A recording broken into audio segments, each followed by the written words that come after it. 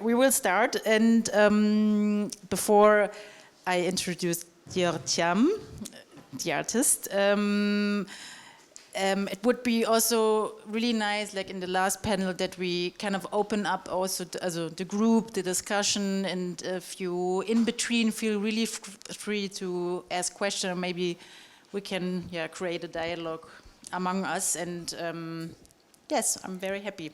So, in this spirit, it's a pleasure to welcome Dior Thiam, a multidisciplinary artist whose work invites us into the profound exploration of history, memory, beauty, and violence.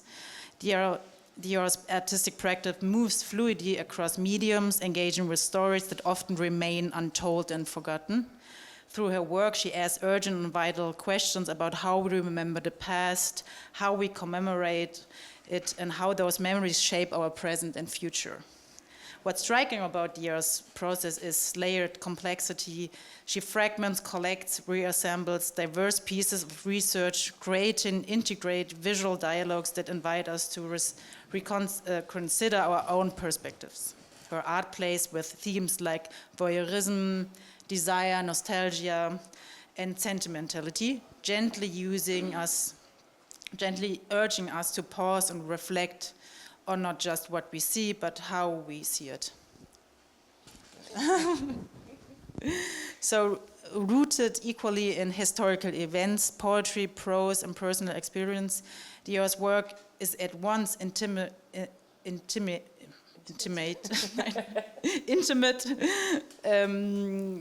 and expansive. Her voice has resonated across the continent with exhibitions at major platforms, including the Dakar Biennale, Le Rencontre de Bamako, and prestigious venues like Galerie Cécile Fakouri in Abidjan, Goodman Gallery in Johannesburg, and African Diaspora Art Museum in Atlanta. Also, you collaborated a lot with Savi Contemporary in Berlin, and archive site books and the HKW Berlin, further extended your reach and influence. So you've also been very much recognized with numerous accolades, including the BBA Artistic Prize in 2023, the Schulz-Stübner Prize for Painting in 2024, and the ECOWAS Integration Prize in 2024 as well. Yes, and a lot of prizes. So, but it's really nice to have you here and explore with you how you continue to push the boundaries and the expanding conversation around history, identity, and power of storytelling through art. So, I'm very, very happy. We are all very happy you're welcome here. Yeah. Thank you. So maybe to start with the question of how did you first come across with archives and collection in your artistic practice, and what drew your interest to them? Hi everyone. First of all, thank you for coming. I guess what first drew me to archives was not so much anything that drew me to, I'll say, like physical archives, like man-made archives, human archives, but I was very interested in the sea as an organic archive. That's kind of where my entry point was. I can't really fully tell you why. It just kind of had a draw on me in some way. I think also being in Senegal, being on that coast, right, and just thinking about the history of that coast and kind of all the things that have traveled across or been moved across or been kidnapped across that ocean, across the Atlantic Ocean, kind of, just it got me interested in the idea of this organic archive in the sense of the how do we remember things? What remembers? What are the bodies around us that remember in the sense of what does the sea remember, right? So that was really my first entry point, I think, to thinking about what is an archive in essence, really, before I came to thinking about archives that were made and organized. I was rather interested in just organic forms of memory. So it was also very physical experience. Yes. Yeah, and it was really just also sitting like on this coast and just imagining all the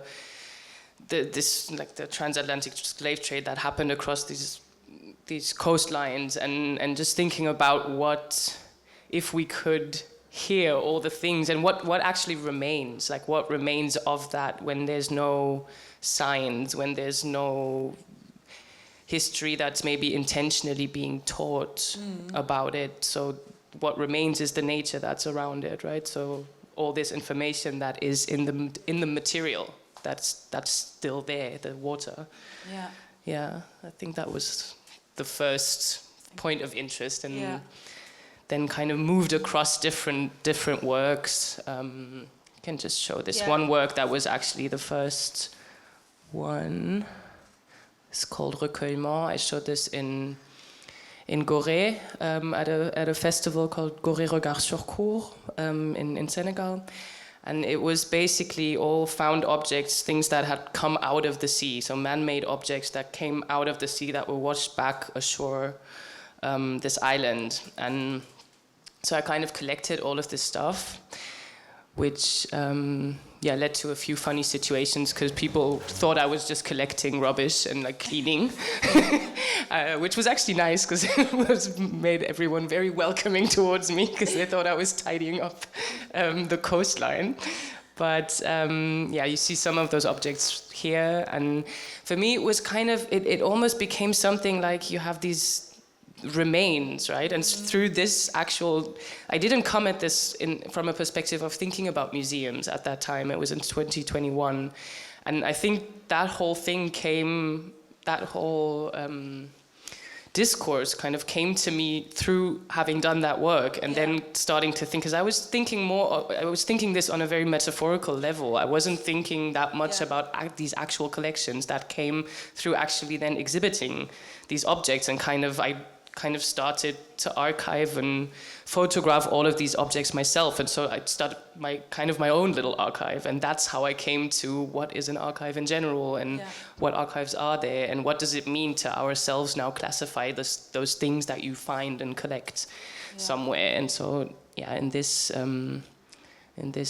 work it became this installation that then kind of, to me, it drew connections also to right, with this, it's all wrapped in plaster. So to me, kind of, there was this connection that came about of remains, of bones almost, with this white texture, and this idea of repair as well. And of bringing things back together, of this fragmentation that is somehow still one body. Yes. And did you, in some ways, link also Dakar? Many of you maybe were in Dakar, and it's really the Ile de Gorée is a very special island because it plays such a major role in transatlantic slave trade, and today it's under UNESCO heritage and has a lot of this ambivalence of such a brutal island once in the 18th century, and now it's like a very hot spot of the tourist area, also very beautiful in all these the old colonial buildings and nature, no cars. And is there, so the sea as the archive, but also connected to this violent history, and then seeing the sea as an archive fluted with kind of these remains. How do you kind of link? Do you link kind of these histories within to the place? Yeah. I mean, I think I only came to this work because of the place mainly. I think something somehow drew me to this island. Or I mean, I'd been there before, and it just was very. I don't even know how to say it properly.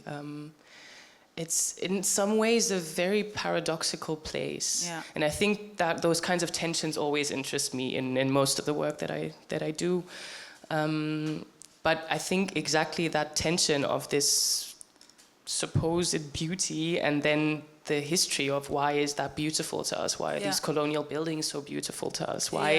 How is it to stand somewhere and think, oh, that looks so pretty, and then at the same time you have this history that is that is so rooted in the architecture, in the infrastructure, in the tourism that is there, in the fact that it is a UNESCO World Heritage Site, where that all at the same time is also contested in how important, let's say, it really was during the slave trade. So there's a lot of symbolism also attached to this place. And that definitely brought about this whole idea of how do we reconcile this somehow beauty or aesthetics and violence that are very deeply linked. And what is even then beautiful if that beauty that we conceive as beauty is kind of based or rooted within a very violent context. Yeah, but that's kind of a tension we always explore if you go, as we also did tell at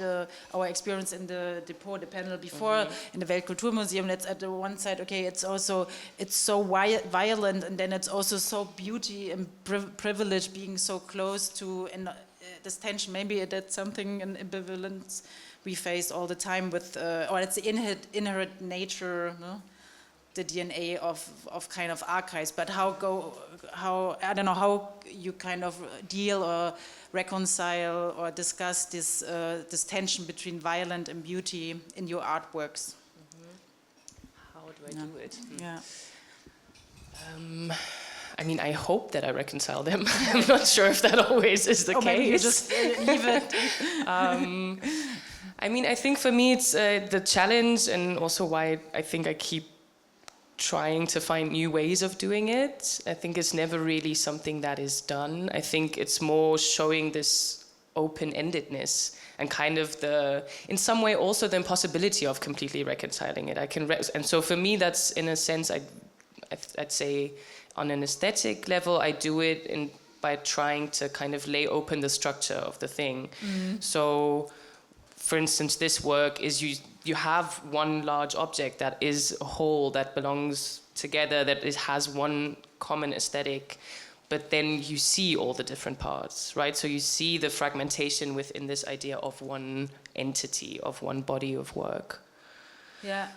Yeah, if that explains Yeah, it. now that it's I mean, there is no reconciliation, no? It's always the things are next to each other. But can you, so from maybe you to track down a little bit your path, so from you experiencing the sea and conceptualizing the sea also as an archive, and then you really went then to physical, to archive, structural archive in Dakar, but also here, no? So, or online, and how was it for you? What did you discover? Which collection you worked with, or what kind of archives? I think, let me just open. Wo bist du denn jetzt? Who? Sorry, here we go. Do you see it here? Yeah, I don't know if you can actually see that much, because it's very yellow, I'm sorry. It's actually gray and white. So. Yeah, it was. Yeah. I think as I was saying, this first work wasn't to me I wasn't thinking so much about institutions at the time. I was really more on this very conceptual level, metaphorically thinking about, the sea and everything. And I think afterwards, my connection to actual physical archives came through photography. And I was in 2022, I was in Senegal at the time, and I'd made a series of photographs of women that I knew, women I got to know. And I think that was actually how I met Ken Aïcha. At the time, there was an exhibition at the Institut Français, and I sent in, I think, some of those photos, and they wrote back to me that, no, sorry, we can't use those photos, but we love the text, so if you want to send in another work, please do. And then this other work got chosen, and so that was, I think, also for me, I think maybe the first exhibition that I really took part in. And for me, it was really, I came back here with these photos that I'd taken, and I kind of felt like they were wrong. Like I didn't want to show them to anyone here. I felt like I felt like I couldn't handle the responsibility of what these images of these women that I knew were gonna the gaze that they were going to be subjected to.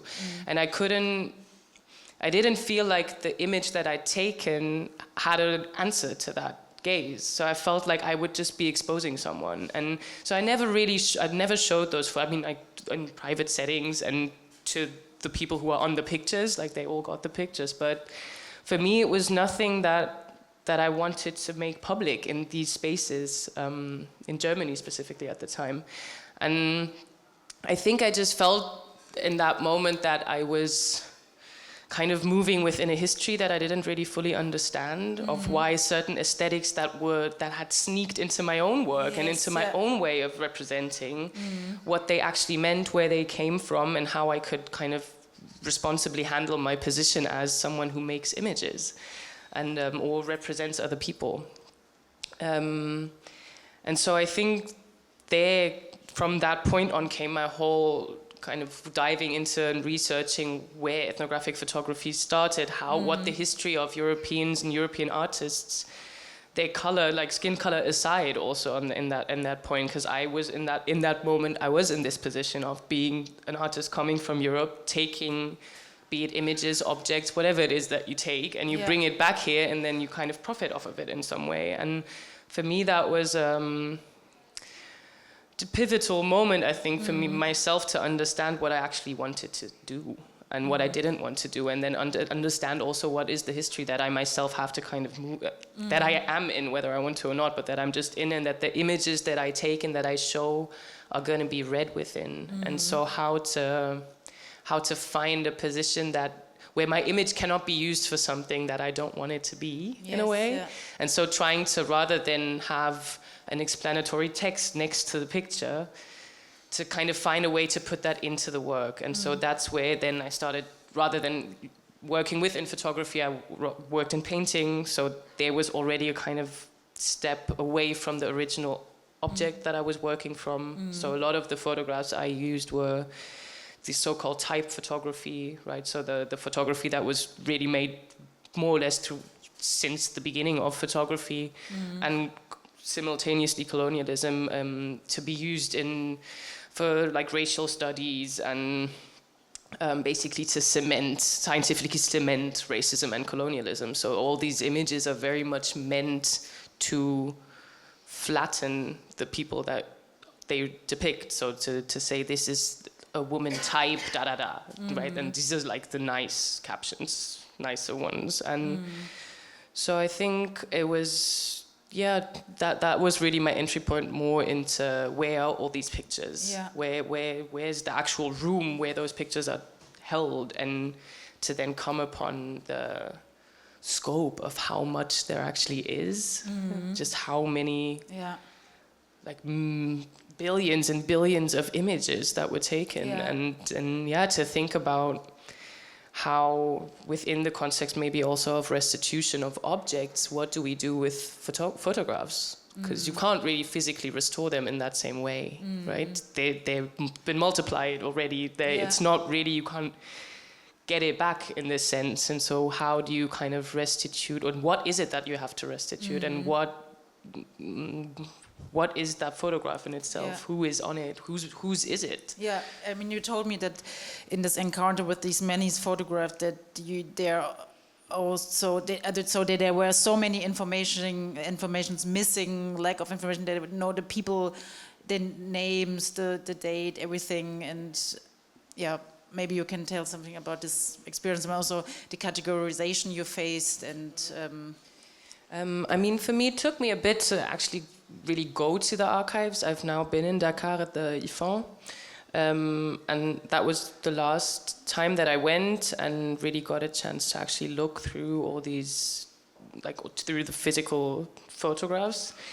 And for me, I mean, we talked about this a bit, but for me it was also a moment of realizing like just the structures that are at the base of these archives. So I came there, I asked the archivist, I'm looking for portraits, I'm looking for, ethnographic portraits, I gave a lot of like words of what I was looking for, and she was like, no, there's nothing. She showed me two things, they were like painted portraits of someone, like I didn't find these photos that I was looking for, that I was sure they had. And then at some point I described to her what I was looking for, and she was like, you have to look under races. So that was the categorization still of how to even find the images in the archives, right? So what do we do with that? I mean, it just says a lot about why these photos even exist. Yeah, totally. And I think that's really important. And what for. Yeah. Yeah. So that's, I think, at the moment really important to say, okay, that the archive, all the archives we know, especially in the former colonies, like in the Dhaka, they emerged because of the European colonists who needed a scientific infrastructure, built up a scientific infrastructure to collect all their, like, for research purposes, but also like administration. So all the things you find in these archives, and I also been to these archives, is knowledge it's produced within this frame of colonizers and the colonized setting. So the structure and the naming, the categorization comes from this, but also to be also aware. I mean, we all know this, but the limitation of these archives. It's a really specific knowledge which was collected. It's not representative for everything. I think what was collected, but then also just really the photographs that were actually made. I would guess, it's a wild guess, but I would say like at least 90% is young women. Yeah. Young women who were made to stand naked in front of the camera. That is. Yeah. I mean, and the purpose was, yes, scientific to some extent. I think it was pornographic also to a big extent, which is not really talked about that much, I feel. But yeah, they were, I mean, a lot of those images were made as postcards, so they were sent to Europe, right? So what was this context? Yeah, and what did you then do with, I mean, that's a violent encounter, or... I mean, I also always give myself kind of time limits of how long I look at this, because it just affects you, obviously. But it's also, it's always so zwiegespalten, wie sagt man? Ambivalent. It's an ambivalent experience always, because amongst, like within, and that's also, I think, what drew me to actually working with those images. It's very easy, I think, and that's how I've seen. I think we all know these images. We know them from school textbooks. We know them from documentaries. We know them from museums. They've been around. Like, we all know this kind of representation, I think, very well, especially if you grow up in the West. It's present, I think. And for me, there's an ambivalence, because oftentimes those photographs are used to depict only the violence, right? So you show this in a documentary to show, oh my God, look at this horrible thing that happened. Or there's no context at all, right? So it's the primitive African is on the da-da-da, and that's the whole narrative. What I often found is there's such resistance in those photographs if you look at people really and how they look back at this camera. And that's for me what drew me to actually working with those images, and where I thought, like, there's another level also to what is happening in this image. And it's too simple, I think, to say we are looking at how someone looks at them. They are also looking at us. And I think, like, demanding something and present, and kind of always feel like they're looking out of the picture, kind of, that's like what it physically feels like to me. And there's a defiance that is, I feel like can't be overlooked. It's right there. It's so, like, young girls who look into the camera with a kind of fuck you attitude, sorry. But that's exactly what it is. And there's also very empowering moments in there, where it's just like that thing that people try to make me into is not working, and I see you. I see what you're doing, and that's, I think, what I want to what I hope to bring with me into the work that I then make. To have that moment of where you almost feel like it's looking at you, and you have to kind of reflect of what you're doing. Why are you looking at this? Why do you want to see everything? Do you know what I mean? Yeah, totally. Also, framing this within an art historian, I don't know, context. I mean, so would you say that's your kind of artistic intervention is like also to counter narrative these images? I think the images themselves, but also the discourse around them. You know, I feel like I mean, I wouldn't only say counter them, because the thing that I think I'm showing is in them. For me, I see it in the photographs, so it's not something I'm inventing. Yeah. As a different kind of narrative. I think it's just shifting the focus a little bit. And also there's parts of the photographs that I don't show. Yeah, but I think that's really interesting, because we had a discussion in our institute, which is really problematic in terms of its name in African art history. And as we all know, African art history doesn't exist, as it's an European history about African art.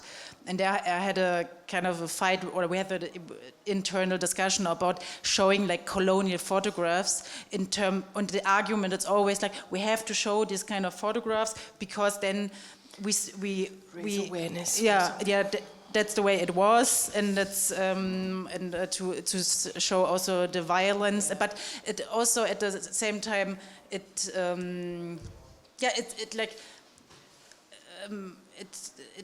reinforces this image of the as we all know, and as you said, I think you called it quite well. So we all know these images. Yeah. So I don't think you need to look at them anymore to understand the issue. I think that's a bigger discussion also. Do we always need to show the suffering for someone to understand that it is bad? Yeah. I think we should kind of get to a point of enough human empathy that I don't need to see you in the situation to believe what it is. Yes, yeah. I think it's not very helpful, and we don't really get past the point that we've been at. It's been a long time that people have been saying this, we need to show these images, we need to show them to understand what has changed because of us seeing those images.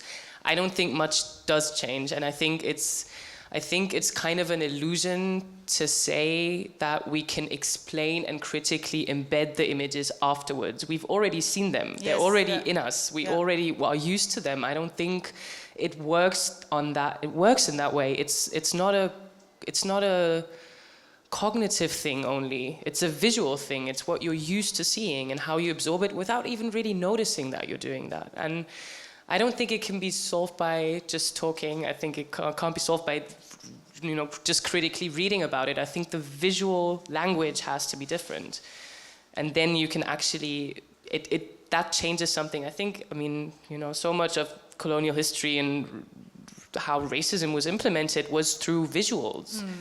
It's built upon the visualness of someone's body. So how do we think that we can kind of deconstruct all of it far away from the visual and keep the same aesthetics, and that it will produce a different mindset? I don't think that's really possible on its own. Yes, totally. But I'm really happy that you say it, and maybe all the students can remember that we circulate back to our colleagues that at the department. That I think that's really cool how you said it, because through artistic intervention, I think all the topics you just addressed can be addressed. No? Yes. So, and you don't need to show like this images we all know. Yeah. So, but what to do with it? So, you're working with these archives or these archive material, and you, in our talk before, you also you said you kind of working also with the concept of a diasporical archive, like how can we put the archive in motion, and what lies behind this idea? I think for me the idea, I'm not completely set yet if that's the best word, but until now it's the word that I kind of used for it, as to try and understand the archive as something diasporic in itself. So diasporic in the sense of something that is dispersed, right? So kind of coming back to the sea and all these objects, and this thing that is kind of, as the diaspora does, kind of is linked and in a sense belongs together or to something, but that is dispersed. That isn't one object that isn't in one place, that isn't really, you don't even quite know how much is part of it, and that is constantly moving. And so for me, the idea of archive especially, I mean, a lot of artists are kind of going into these topics at the moment, I think, and for a while, and I'm trying to work, especially with photographs. There's a lot of people working on this at the moment, and I always kind of think that we're there's this idea of this with and against the archive, right? So you can't, you kind of become part of it to a certain extent, but I always feel like you extend it, no? So you take these things, you like go back into these archives and kind of take out, kind of extract from them, but then also we continue to build with what we've extracted, right? So in a way, we're adding onto it, or fragmenting it, or dispersing it, however you want to call it. But that for me is kind of the idea, or like how I see what I'm doing, I think.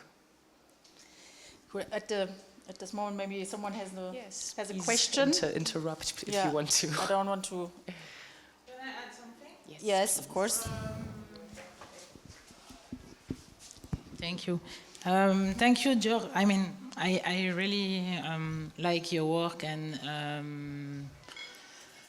this is also why it was really relevant for me to invite you. It's important, and I really like how you create a new narrative with it, and it's not voyeurism, and this is the point for me. It's not a question, it's more a contribution. I was exchanging with those artists, les sœurs Chevalme. They are involved in this contre-enquête du Quai Branly, Dakar Djibouti, who was something problematic and important, and so the Dakar Djibouti things was about those missionaries who collect so many pictures and stuff from Dakar to Djibouti, so in this whole Saharian country. And Le Quai Branly today tried to rewrite this history, and so I will not share my point, my personal opinion on it, but what it was interesting for me, it was to see those artists, les sœurs Chevalme, they use old picture like you do, and they try to re-identify people who was in the picture. And I was so moved by that, because it was not anymore a female West African woman or teenager. It became, it's Aminata Diallo. And I was like, oh wow, it changed everything. And it was quite interesting how we can just how I can say that in English, rehumaniser les sujets. So they will be not anymore subject, but people. So yes, it's just another practice, and I was thinking about it. Sorry. Thank you. No, I think that's exactly the point, to rehumanize. But I think also to rehumanize, not in the sense of we need to show how much suffering there is to be able to see someone's humanity, but we can show their beauty as well. No, so that's where their pride and their power, and that's for me where the human is. The suffering, of course, is also there, but I think we've had so many narratives that were where showing the suffering is oftentimes very close to voyeuristic. To voyeurism, and how do we look at that, and why is it fascinating, right? So I think it's more nuanced to show. For me, the violence goes into what I do with the material. It's not at the image, right? So the cutting, the hiding parts of the image, the fragmenting of the image. That's where, for me, the washing of, I wash the canvases in between. So that's for me where deal with the violence that is in the material, not so much in what I show. I want what I show to be beautiful also, right? I think it's a very, I like beautiful art, so. No. Yeah. So since you're also many students from the African art department, maybe you can, because it's really kind of a huge discussion also within academia, how to deal with these kind of, with this material. And as I said, there's some position who say we have to show it, blah, blah, blah, blah. And it's really triggering. It's so violent and really reproducing all these narratives. So what do you have like kind of suggestion on an academic level how to teach colonial photography? Because so when we discussed it, I remember also discussing with you, Jasmine, so that we can also, I don't know, that we can engage with Sami Balogi, and who so many, as you said, so many artists deal with these kind of images and like through them. Mm-hmm. So that was in our discussion, our approach, but it doesn't fit to the very very flexible German curriculum. Yeah. No, probably not. But yeah, that's what I would have said as well. I think engaging through artworks that already have engaged with, where there's a point of view already in there, where it's not just the objective scientific facts, so-called, but where there's a historical context and also an emotional context as well of how to deal with what you're actually looking at, and not to just kind of put onto it this like academic neutrality. Yes. That isn't there. Yeah. That it's not neutral. It's just not. So I think it's nice to start from a point that is actually subjective. So I think to do it through art is actually a good, would have been my suggestion also. Yeah. Has someone a question or remark, comment? So maybe then we stay with the power of the archive. So I mean, it's so, as you said, I think this tension between working against the archive, working with the archive, and then also becoming part of the archive, and how can we, and I think we all do it kind of in our work, and also within the institutional critique, we're always part of it. But remembering, like how Achille Membe pointed out, that the archive is still a site of power, and how not everything becomes archivable or archived, and but how can we? I don't know. I mean, you always pointed a little bit out. How can we extend the archive? How can we intervene and can make it circulate? But is there something, I ask this myself all the time in my work, is there at all a way to kind of contribute into a decolonization of the archive? I mean, it's a huge word and it's totally inflational. So I mean, I think to contribute to it for sure. I think as with most of those discussions, maybe there's a limit to how much to contribute, and at what point people would rather speak about abolishing something rather than reform it. But that's for me I think the idea of this, seeing it as something diasporic, not I think the bigger it gets and the more fragmented it gets, it kind of takes away that power from that one place where there's a gatekeeper, where you need to be allowed entry, and rather to kind of spread what's there out of that. And then at some point, I think it would kind of abolish that thing, no? So that's the end point of that, would be that it's in no one place anymore, and it doesn't really, in that form, not really exist. There's points of reference between everything, but it's not going to be one physical place. As with art, it should move through the world. And I think at some point, I mean, there's maybe in how many years, I don't know, people will look at the work that our artists are doing about these archives now and then do work about that. And so it just gets on these meta-verses in a way. Yeah. That kind of, take that power away for me.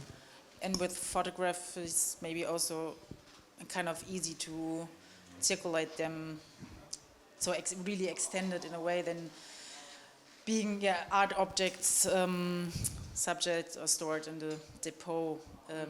It's interesting how to, with the different medium, how we can engage with it and have also different obstacles, no?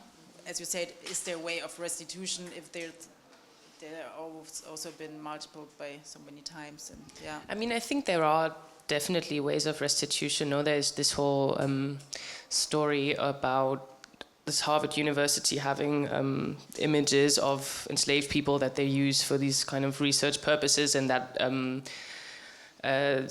wie sagt man Nachfahren? Ancestors?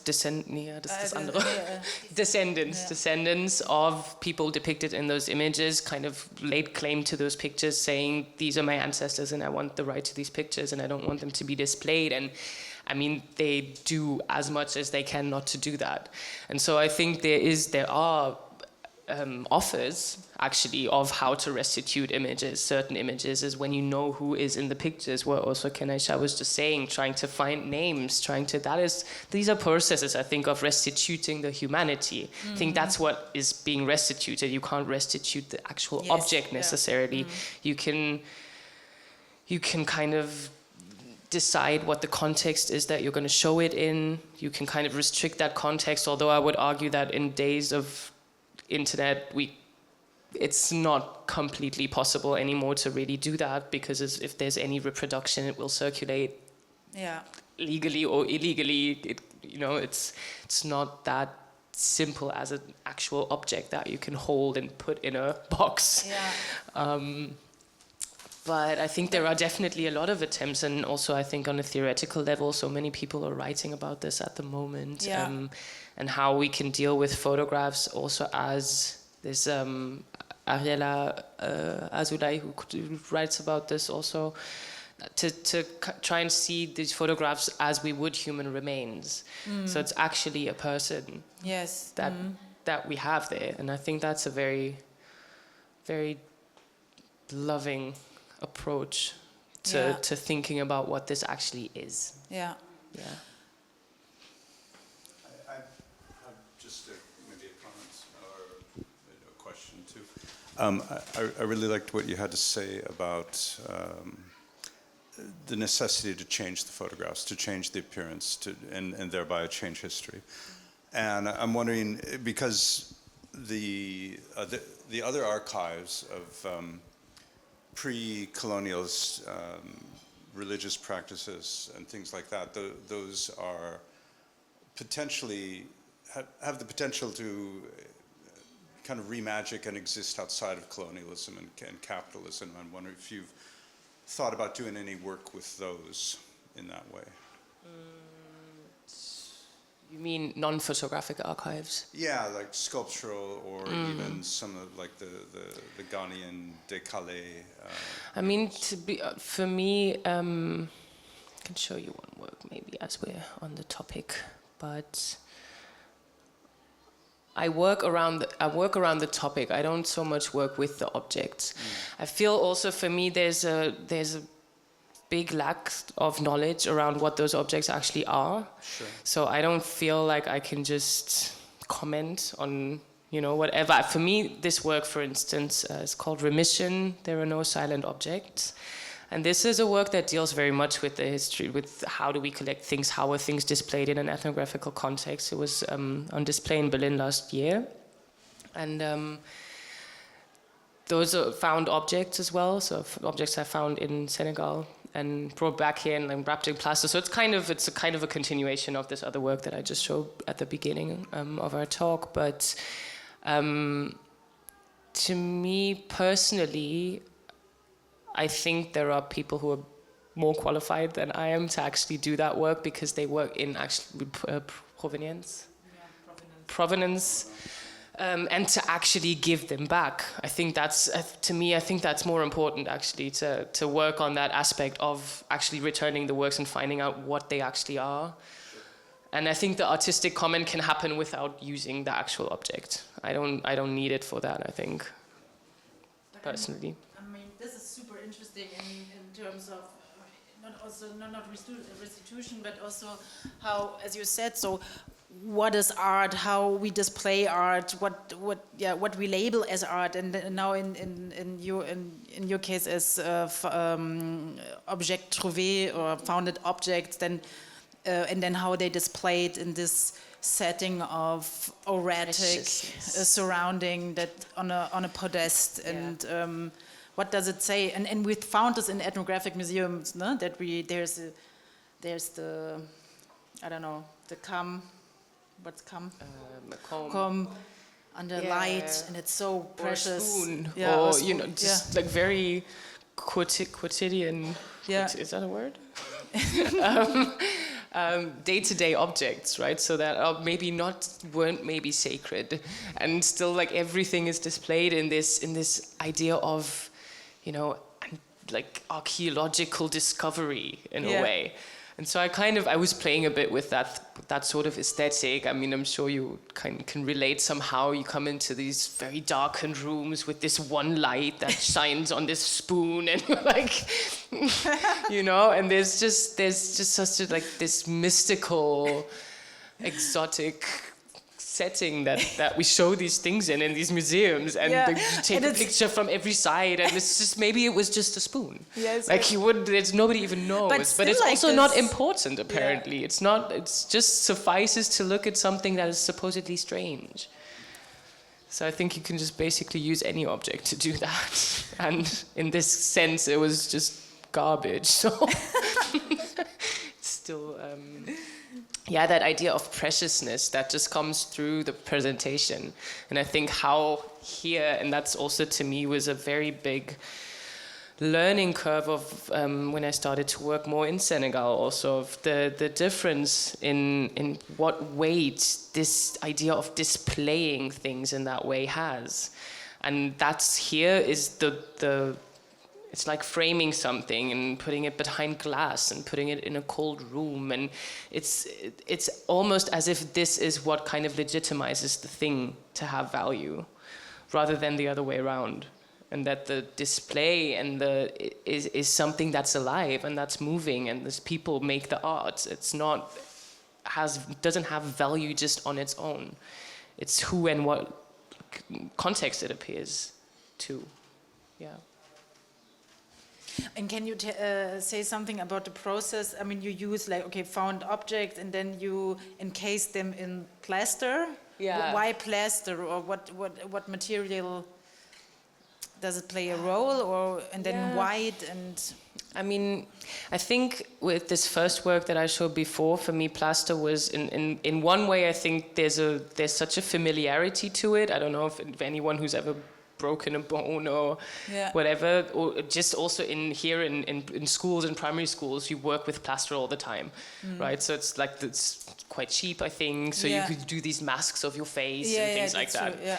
And so it was just very familiar as a material to me, but also I think to a lot of people, just the texture, you kind of, sorry, can you actually hear me all the time? Where am I? Okay. Just that texture is actually very familiar, I think, to a lot of people, and you do relate it with repairing, with having something that's broken, with having something that needs to be encased or protected in some way. But then I was also interested in how by kind of encasing all these objects in the same material, they kind of become the same a little bit, right? So you have, back to this idea of, you have a thing that is one large object, but that actually is made out of a million different things that just look the same on the surface. And so that sameness in color, then also there's the relation to bones that I really liked, or in the sense of just living things. I mean, the idea of there are no silent objects, the title is also related to, I think, just that objects have, they speak to you in a way. They say something, they carry a history, they carry a context. Nice. And maybe do you like to show your sound? Yes. Installation, which Yeah. I really Yeah. So this installation, there was a sound with it. I hope, because it's kind of echoey in here. I hope that you can hear it. Some of it is you're not supposed to understand everything. So let me just play it. I did this in collaboration with a friend of mine who's a speaker.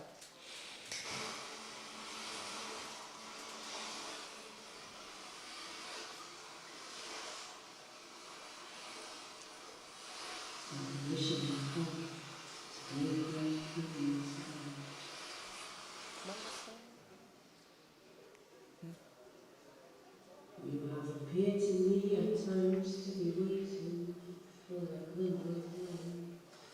A permission to come, make love to me. You have to wait. You have to wait. You have appeared to me at times to be waiting for that window open.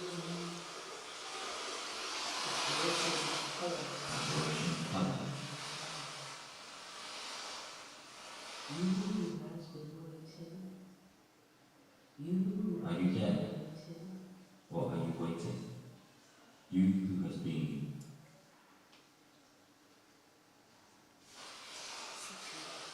Huh? Oh, okay, maybe you can explain it. Okay, the sound is not really good. It's not playing what it should. So Yeah. I'm just gonna Maybe talk you- a bit about it. yeah. Yeah. So the text was basically me talking to the objects, right? So the idea was, in a sense, like, are you dead or are you waiting? You sit in these darkened spaces, right? There's no light, and kind of, what are you doing in there?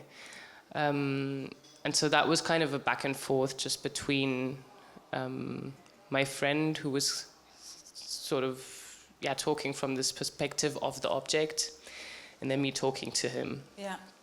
And this was played in the exhibition, sort of around it. It usually works, so you can go back to the site and listen to it later. But yeah.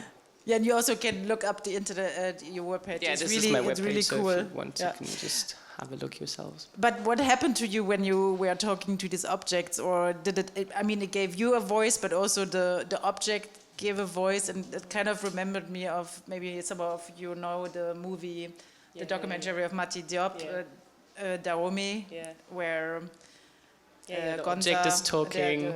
the king of Bazana, it's talking.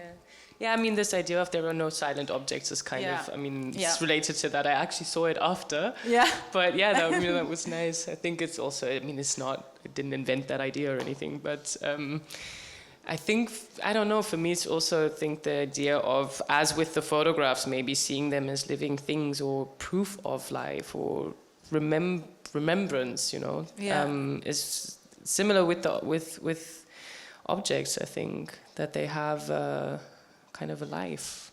You know? They have a lifespan, they carry a history with them. Yeah. Some guys, do you have a question? Comments. Comment? Yeah. Thank you so much. I just wanted to ask how maybe the audience of your exhibition kind of interacts with these objects, or how do they go away from your exhibitions? Are there like question marks maybe? Are there, just how's their resonance? I would love to know.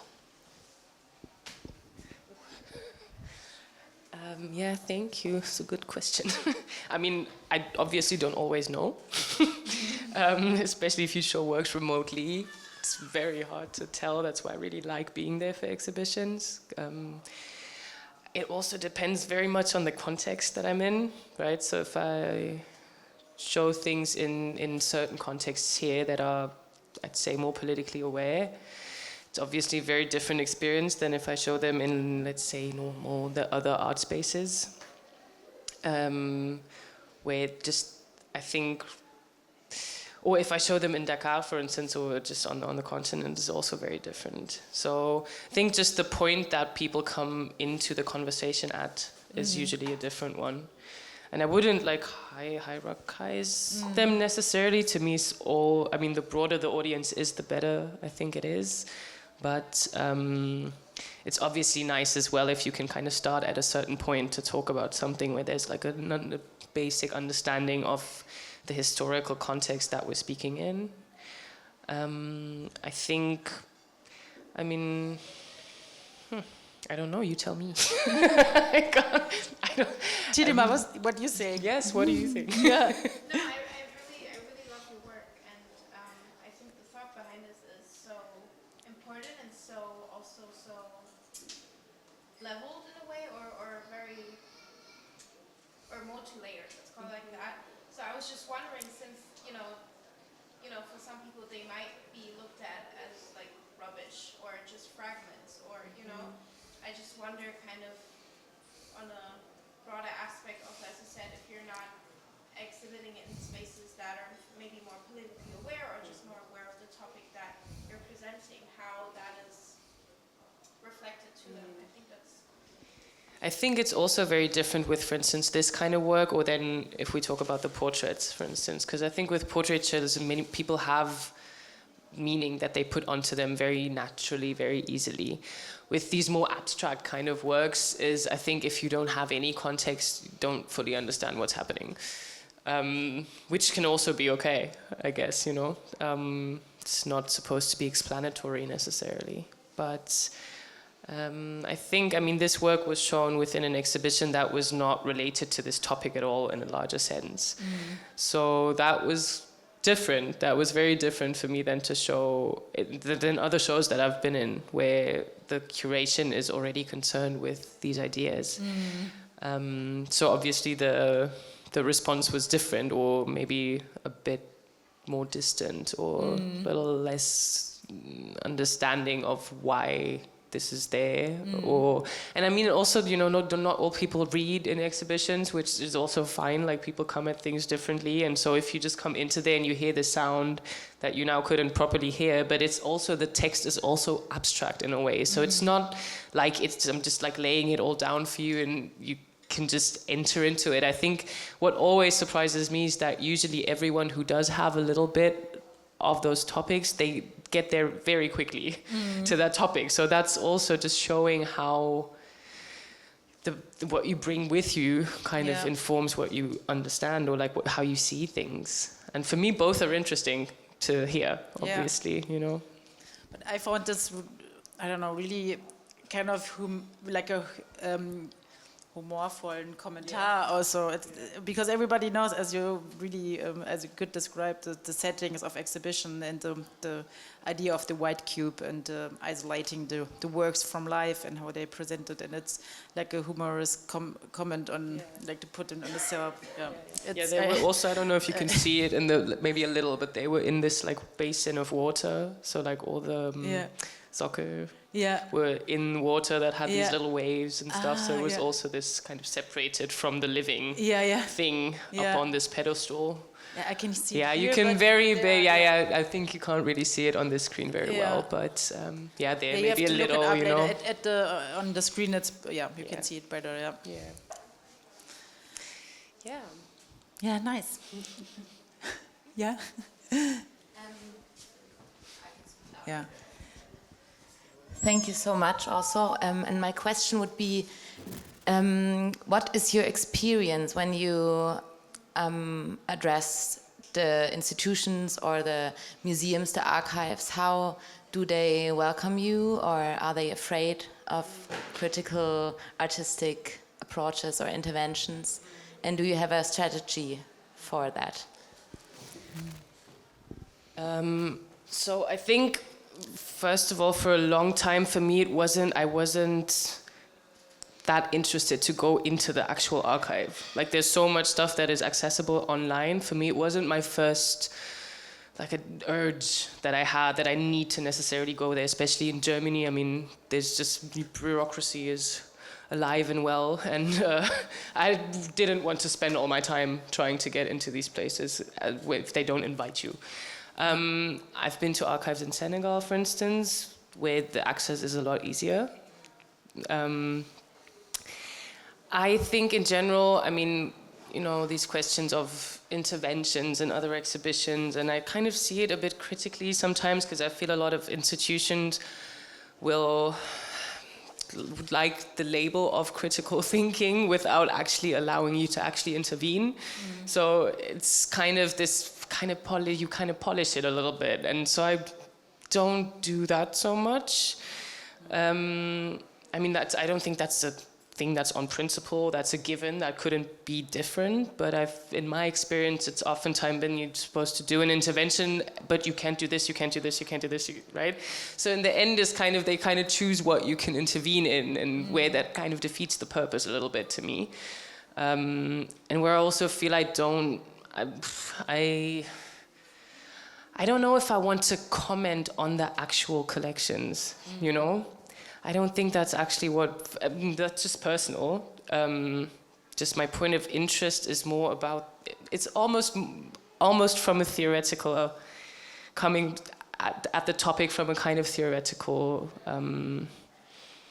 perspective. Yes.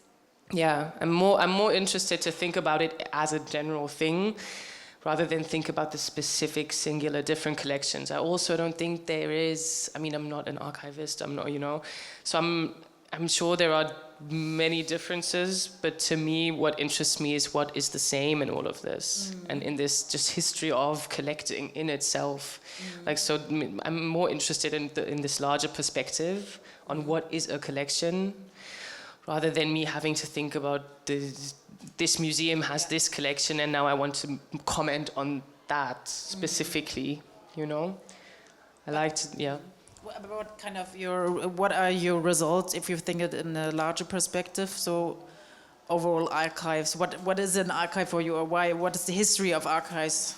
I think like some form of insanity, for sure. Yeah. Is something that to me is just the mass of it, the will to classify and transport things across the world, like 20 times the same thing. And it's just it's absurd. It's completely absurd really, if you see how many photographs there are, it's just there's a kind of insanity to it, I think. That is illuminating, though, if we think about who and when those people were doing this, and what political context that was happening in, and why we are still in some way or form or shape defending that context today in certain political spheres, or in how we talk about that history. Like, there's really not that much wiggle room in describing what that was. And if you just see all these objects, it's almost a little, I mean, if it wasn't that brutal, it would be comical, to be completely honest. It's ridiculous. It's just with the numbers and it's like they couldn't stop. So for me there's a so Sammelwahn, Sammelwut, genau, Sammelwut. It's a German expression, It's something like raging across, you know, a place and just grabbing everything. It's something very... Yeah, it's really, insanity. Insane. Maybe, it's insane. Yeah, I don't know how else to call it. I mean, it's all... colonialism, imperialism is so much connected to Enlightenment, and how the European Enlightenment years start with, how we, and also at the same time the universities, and within the universities the disciplines and the categorization, and the colonial material comes to Europe, and the collecting, and this Sammelwut, or that you have in each museum, you have like not one spare, no, you have 20. I also think, I mean, all the things you just listed, also to just the awareness of that this was the same time. That was the same historical time. And that was also the beginnings of photography, and how this whole medium was actually shaped into what it was supposed to be, and how it was utilized. And for whom it was utilized, so what was the purpose. And I think this idea of, through Enlightenment, but this rational, supposedly neutral, scientific approach to everything, except to oneself, I would say, because kind of ended there. You know, the self-reflection is still quite limited if you read some of those texts. And I just think it just tells us so much about where we are today and why our societies are organized the way that they are. Yeah. And for me also on a personal level, I think it helped me just understand who I am in the world and how to kind of deal with what's around me in a way that feels constructive and also to myself. Yeah. That feels generative in a way. Yes. Yeah. Mm. Cool. Yeah. Ken. Yeah.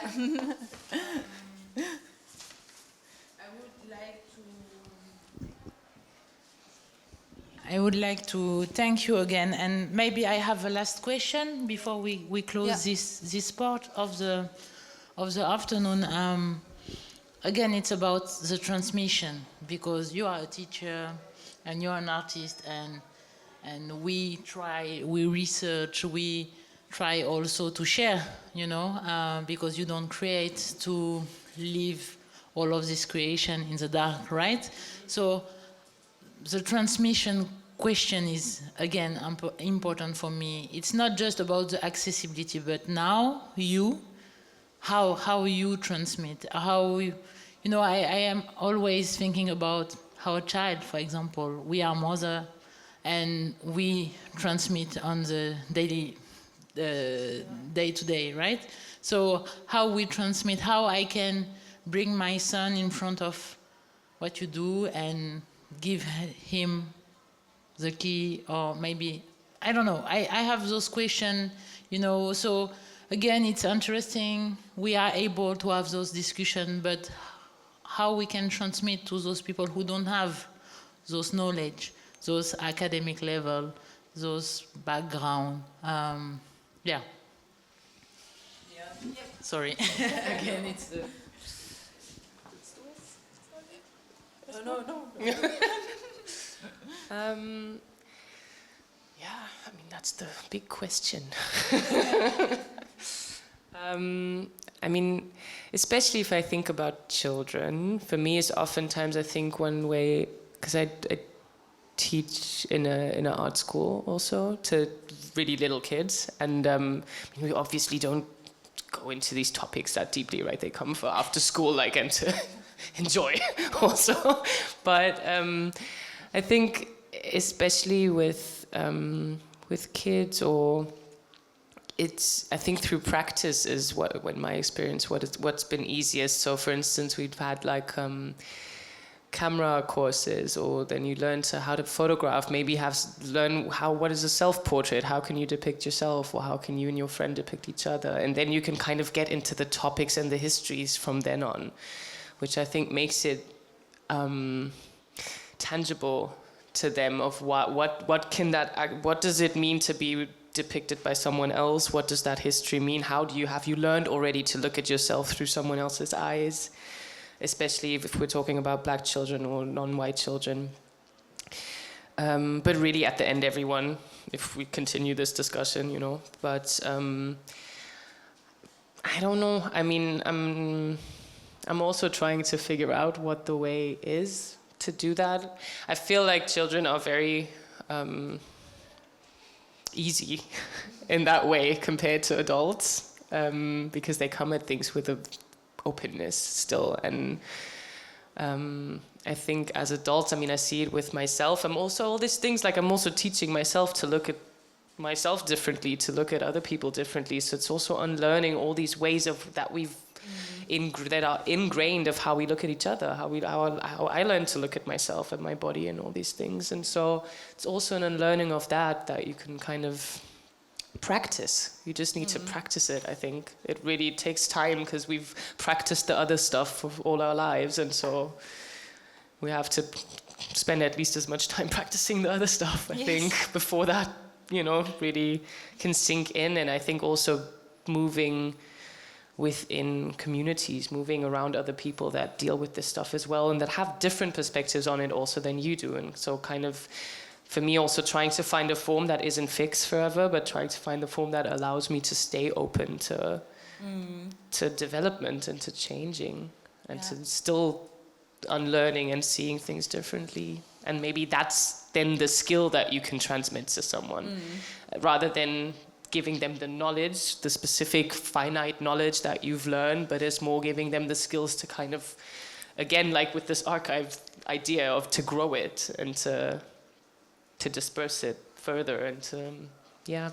Yeah, but that's really, that really fits to our discussion we have, like about, Kate and I are much talking about the way we think we do and reflecting our methods and the way we do think, and maybe that's the skill or the task for our generation and the next generation to even more engage with these reflexive, being aware, critical yourself in what's around us, and then find more like a way of being in the method to engage with these complexities of the world and be, as you said, being open. I mean, it's not a solution for everything, but in terms of transmission, yeah, maybe that's, I think that's actually quite, you put it well, like, that's the thing we learn. I think it's the tools. Yeah, It's not so much the content. Yeah. It's more give the tools. That's at least also what I see is things that I learned, even though I grew up in this very Western context. There's still tools that I took from there that help me use, that help me understand other things, and that help me understand also what I don't understand and kind of be able to deal with that. I think that's like the basis, for all the rest that you maybe then afterwards want to get to. Actually basics, but many people have to learn it, Yeah, but maybe, that's a good ending point. Thank you so much. Thank you. Super interesting. Thank you.